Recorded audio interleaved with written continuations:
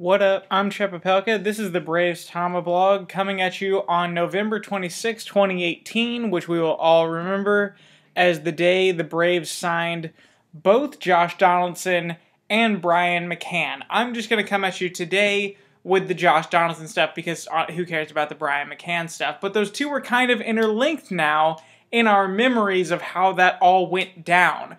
Essentially, today was the splash. Today was the day. We all knew that this would be a big offseason for the Braves. We didn't know what. We didn't know how it was going to go down. We just knew that we would have a lot going on. You know, at the trade deadline, Alex Anthopoulos waited and waited and waited and waited. Well, it's November 26th, and the shoe just fell. And we added Josh Donaldson today. A one-year contract for $23 million. Essentially, there was the initial reaction, and I think that there will be like the collective, progressive reaction on the Josh Donaldson signing. None of it happens, you know, in a vacuum. It will be judged throughout the course of the season. Health will be the biggest impactor on this. That will be the biggest thing that determines if this is a good signing or not. And if he doesn't have health, it's not the end of the world. It's a one-year deal, and we literally, have the team that won the division last year. So even if he gets hurt for the entire season, we'll still have a roster that's capable of winning a division. So that said, essentially, there was like I was saying, there's the initial reaction. And essentially what happened, this is my experience. I got an update at about 2 in the afternoon that said that the Braves just signed Brian McCann.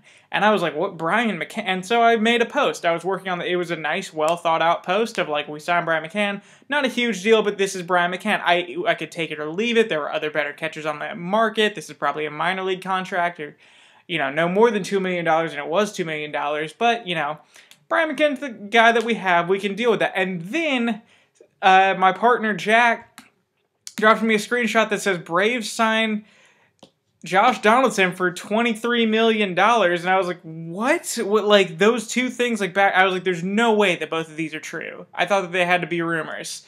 And then, no, I see, everything confirms Braves did both of these things. And he just puts a screenshot up of those things, and we have these two signings that we were not expecting, and everyone lost it in our comments. Everyone was going this is insane, what do you do? The reason for that is because we weren't expecting a third baseman. And if we were, it wasn't going to be Donaldson after he missed the entire year. So we were thinking outfielder, we were thinking pitcher, we were thinking everyone was thinking Real Muto going into today. That's over now. We signed McCann, and that put a lid on the Real Muto rumors. And I'll get to that in a second. And then the Donaldson ones, I think definitely just slammed those closed. We're not going to be getting Real Muto now.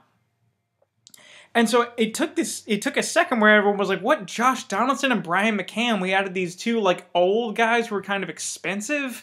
We think they're going to stay healthy. We need 2 bounce-back seasons.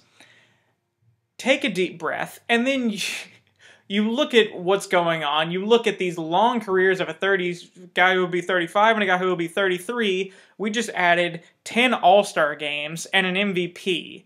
And I don't know about Gold Gloves, Silver Sluggers, all of that. We just added a ton of veteran star power with a ton of postseason experience to our line and a ton of power. So that was the thing when the Braves got to the postseason last year. They didn't have much power. The Dodgers had tons of power. They asked Brian Snitker, after the series, what did they have that you didn't? Power. We didn't have they could hit home runs at any time. We essentially had 2 power hitters by the time the postseason came around, which was Freddie, Freeman, and Ronald Acuna, who both homered in our win. We need homers in the postseason. Well, we got Josh Donaldson. So we have that now. So in terms of where to go from there, first thing I think to address is the fact that there's a little bit of a log jam. We already had a crowded infield in that if we didn't address the infield, it would still be overcrowded because Camargo proved himself at third base. Dansby is a good defensive shortstop, if nothing else, and he's improving. Ozzie is one of the best young second basemen in the league, maybe one of the best second basemen overall in the league. And Freddie Freeman had the best first year of anyone at first base in the league last year. Obviously, Freddie Freeman's just not even a part of the discussion. Ozzie, not really either. You just overcrowded the left side of the infield. But even without them, you already had Austin Riley, who's pretty much as major league ready as you could possibly expect anyone to be. He's going to be 22 years old. He's improved each year. He's had great numbers at each level of his advancement. he was going to be ready. And, we were going to be doing this. I was expecting going into this year that we would give him the Ronald Acuna treatment of, like, make him wait a month and then bring him up. And we still might do that because, A, he has the ability to play left field. He always has. And so if he does that, we can move Acuna as of right now. And I'll get to that a little bit more in a second as well. We have a logjam. Essentially what I think that's looking like now is that Freddie's at first base, non-negotiable. Ozzie's at second base, pretty non-negotiable unless there's an injury. And now Josh Donaldson, because you're paying him $23 million and he can't play anywhere else, is your third baseman. Shortstop is kind of a competition. We may not say it's a competition, but it's definitely a competition. We may say that Dansby's our shortstop, but if Dansby comes out and he starts hitting .210 at the beginning of the year, we're going to have a hard time leaving Dansby at shortstop when we know that what Camargo is capable of. Even if he is somewhat of a downgrade defensively, we know what we have offensively in Camargo, and it's better than Dansby. As far as the outfield goes, like I was saying, Camargo can play left. As of right now, if we just didn't touch the roster, if we just didn't touch the lineup for the rest of the year, we could start Camargo in left field, and, that's a perfectly fine roster in and of itself. Move Acuna over to right, Ender in center, Camargo in left. That's perfectly fine. Let's say that, once again, we don't touch the roster, and we start Austin Riley out in AAA, and he starts the year off like he was, but then he picks it up in May, and then you look up at the end of May, and he's hitting .330, .480, 500, with like 12 home runs in May. Essentially, I'm saying that Austin Riley needs to play himself onto the roster, and that's a distinct possibility. At the age of 22, a guy who's improved at every step, I think that that's your best case scenario, is that Austin Riley, you can't keep him off your roster anymore. And then you add basically a guy who's hitting at the top of his game, making our lineup even more dangerous. Something I want to touch on is how dangerous our lineup just became. Ronald Acuna at the top, let's say Ozzie Albies hitting second, Freddie Freeman hitting third, Josh Donaldson hitting fourth. That's each one of those guys can easily hit 20 home runs. Each of them has the ability to hit 30. So, you just became a remarkably more powerful team just by the structure of your lineup. I don't think you necessarily gained or lost any home runs with the McCann addition because you lost Kurt Suzuki. But we're seeing increased power from Dansby, from Camargo. We'll see what we get from Ender and Ciarte. But, with that third base addition, you definitely just added a lot of power. The other thing that could come up is that there's a possibility that we still go after an outfielder. Now, if it were me, I would be fine with it, but here's what I would do. I would look for another short-term option. What I love about the Donaldson one-year deal is, a year ago, if you had said you'd get Josh Donaldson on a one-year, $23 million contract, every team in baseball would have lined up for it. And a lot of the speculation is that other teams were lining up for it, but we already got the deal done because he kind of wanted to be here. And he also didn't want to, wait out the free agent process because people did that last year and they got burned by it. So he definitely might have bought low a little bit at $23 million, but he's just happy to have a team, and he's betting on himself, and he should get a good payout for that. If he had, really no matter what, since he got traded to the Indians, we don't have to give up a draft pick, but we can put that, whatever the franchise tag or whatever it's called, we can put that on him. We get a draft pick for him next year when he signs with another team, which he will because we want Austin Riley to play third base for us long term. We're not going to have a 34-year-old Josh Donaldson making $30 million for us. That's not going to happen no matter what. So, this is just one compact year with Josh Donaldson, and that's awesome. And hopefully Austin Riley can take over for him without, in one foul swoop. So anyway, that's one of the great things about this one-year deal. I think we have room for one more. I think it would be fine if you wanted to add, say, an Andrew McCutchen or a Daniel Murphy, or even a Nick Castellanos in a trade, but a one-year deal.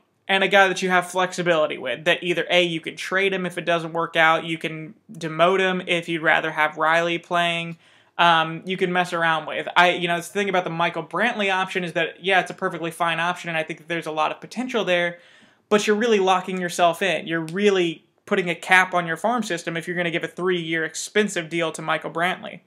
And so that's where I think, Carlos Gonzalez is a good option. I think that I really like the Daniel Murphy option. The Andrew McCutchen option is not a bad one. But yeah, a 1 year short, maybe Adam Jones, 1 year short term veteran that you don't feel bad taking at bats away from later in the year, and that can just give you some more stability. With it'll cost a little bit of money, but we have that money, we have that option, so that's an option that we still have. The Real Muto thing, I wanted to touch on that. That's no longer an option now, and I'm very happy about it. A, because I never thought it was worth it. The idea, like the Marlins were asking for a lot, especially because it's within the division, and the Marlins just want a lot because the Marlins didn't get anything for their initial trades. There were reports that they were still asking for Ronald Acuna Jr. That pisses me off so bad. The dude just won Rookie of the Year with the Atlanta Braves and was a vital part of our postseason roster. At what point do people start recognizing that this dude is not trade bait? Like, we never traded him when he was in the minors. And we were asking, like, people were associating him with trade bait for players that he was already better than. And so now, we, like, 3 years of JT Realmuto, and they're like, we want Ronald. It's just absurd to me. I think it's just, we slammed the door shut on that. And I think that the Marlins, while they might get a perfectly fine payout for Realmuto, they did themselves a disservice, because why would you do that? To say, like, we need Ronald Acuna Jr.? We have such a great farm system. Why would you be so stingy when negotiating with the Braves? Like, other teams would be blessed to be able to negotiate with the Braves. And to just say we want Ronald Acuna Jr. or nothing, you're doing yourselves a massive disservice. So JT Realmuto will not be a Brave, and I don't think that the Braves will. I think that's perfectly fine. Catcher, you don't need to overinvest in your catcher. And even if the other trade rumor wasn't Ronald Acuna Jr., it was Austin Riley and Mike Soroka. They're going to contribute to the team next year as well. And so you think about like the contributions that they could make as two players on the Major League team versus what a catcher could make. Those two players might play just as much as what the catcher would play, even though they're young. So it didn't make sense to me. So I'm glad that the Realmuto stuff is over. So yeah, I think that I covered... what's the rest of the cash? I think that we spent $25 million in 1 day. We estimated around like $70 million available. So you're still looking at 30, 40. Rest of the offseason, like I said, maybe one more 1 year deal is on the table. Other than that, you're looking at bullpen pieces and you're looking at an ace. I think that a Tehran trade would be something that's incredibly, very beneficial just for salary reasons. But then after that, Corey Kluber. Corey Kluber is the one. That is the one that I think is so worth it. You're not giving up Acuna. You're not giving up Ollie. You're not giving up Riley or any of these guys who are like right here ready. But he's totally worth it to really empty yourself out for. Corey Kluber is absolutely just would change the franchise. And so I would put a lot of stock into him. So anyway, we just added Josh Donaldson for this coming season. Huge addition. I really think it will be one of the like J.D. Drew a few years ago of just like an outstanding addition, except that cost us Adam Wainwright. This only cost us money. This could be huge. So anyway, let me know what you guys think. I'm really looking forward to seeing your comments and seeing how this one is sort of sinking in. That Josh Donaldson, the 2015 AL MVP, is now on the Braves. Thank you guys for listening. Really hope you enjoyed. I'm Trevor Pelka, Braves TomaBlog. Go Braves.